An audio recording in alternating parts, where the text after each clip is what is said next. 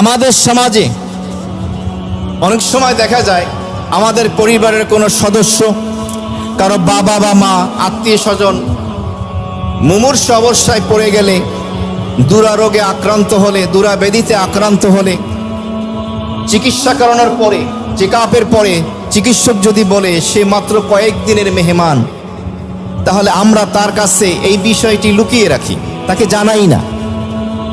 কেন? জানলে সে শক খাবে, আরো অসুস্থ হয়ে যাবে। আর আল্লাহর বান্দা হঠাৎ মালাকুল মউত এসে যখন জানটা কবজ করবে, তখন তো হলো আসল শক। তাকে আগেই জানিয়ে দেওয়া, যাতে করে সে মৃত্যুর প্রিপারেশন নিতে পারে, প্রস্তুতি নিতে পারে, বেশি বেশি আল্লাহ মুখী, আখেরাত মুখী হতে পারে, তাওবা ইস্তেগফার করে আল্লাহকে মানিয়ে নিতে পারে, কালেমার শাহাদার বেশি বেশি জিকির জপতে পারে।